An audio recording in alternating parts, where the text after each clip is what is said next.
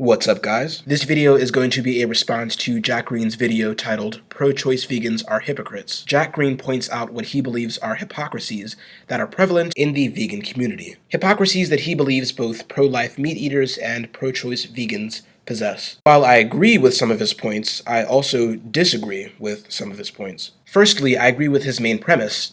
To be consistent and moral, one must stop supporting the animal agriculture industry and let their sentient unborn babies be birthed. I agree with Jack Green's point that pro-life meat eaters are obvious hypocrites, because they are. Immediately, the first pro-life meat eater that comes to mind is roaming millennial. This is the kind of person who would vehemently oppose the abortion of a sentient human baby because of her own justification of in-group bias, yet on the other hand would easily accept the needless slaughter of a bear cub for taste pleasure, because bears exist outside of her own in-group. This, as Jack Green so eloquently points out, is an obvious hypocrisy and an obvious logical inconsistency. It just seems as though many pro-life meat eaters are not able to morally justify their actions. I agree with Jack on those points, but I disagree with pretty much every other point that he made in the video. Before I delve into my own refutations of his arguments, I'd like to state that the pro-choice position is not pro-abortion. The pro-choice stance is that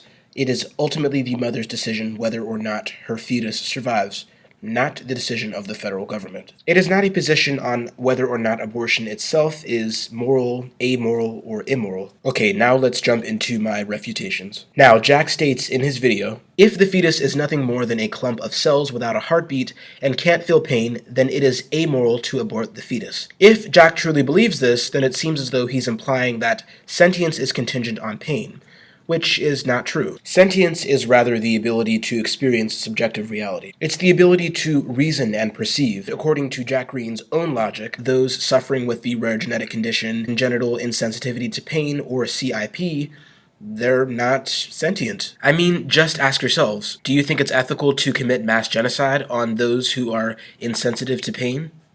If your answer is no, then you probably do not believe that sentience is contingent on the ability to feel pain. I also slightly differ from Jack in when I believe it is ethical versus unethical to abort a fetus. To help you understand my own moral beliefs surrounding abortion, I draw a lot of comparisons with adults who are in permanent vegetative states or coma patients. An embryo under 10 weeks lacks many of the vital organs that are required of being a human, such as kidneys, intestines, brains, liver, and therefore are non-sentient. It is non-sentient and wholly reliant on the mother for survival. It is similar to a person who might be in a permanent vegetative state or a coma patient who will never wake up, as either are experiencing little to no brain activity, either are not really responding to external stimuli. Yes, their hearts may be working, pumping blood throughout the body, keeping each of the organs biologically alive, but there is a clear, distinct lack of brain activity. They are non-sentient,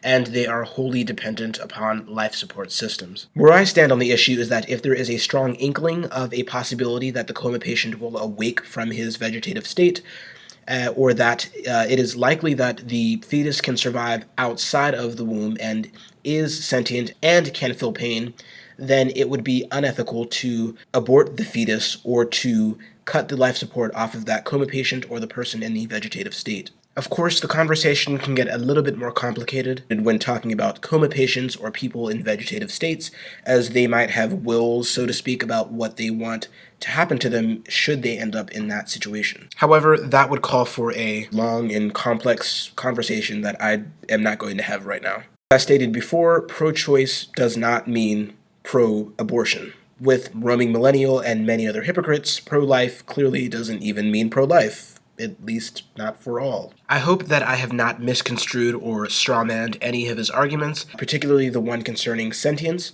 and I hope he watches this video and responds to it. If you disagree with me, then feel free to comment why down below, and I will respond as soon as I can. Alrighty guys, thanks for watching. Peace.